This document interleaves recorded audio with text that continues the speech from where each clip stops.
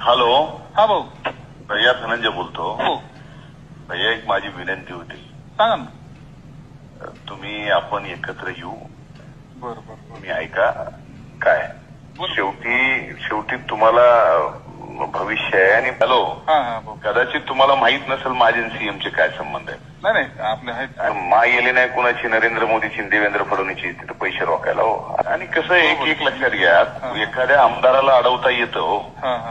विरोधी पक्ष नेत्याच्या संस्थेला त्यांना अडवता येत नाही, कारण त्यांचं असं होतं. बरोबर. आपण सगळीकडेच आपण मी सगळे म्हणजे त्या सभागृहात मी काहीच सुरू देत नाही पुन्हा सत्ताधाऱ्यांचं. बरोबर बरोबर. त्यामुळे ते माझा नाद करीत नाहीत भैया. माझं ऐका तुम्ही.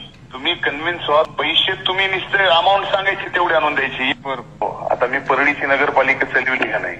एका वेळेस मी 150 कोटी रुपये आणले आणि कुठं रोखले.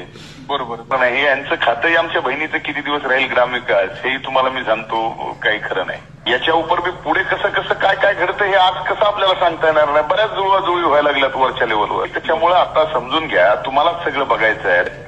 आणि सगळ्यांनी खाली काम केलं तर आम्ही आपलं बोंबलं फिरतो वर राज्यात घोडे लावीत सगळ्याला. आणि खाली बघा सगळं. फक्त खाली आम्हाला बघायची वेळ येऊ देऊ नका. तुम्ही बघा सगळं.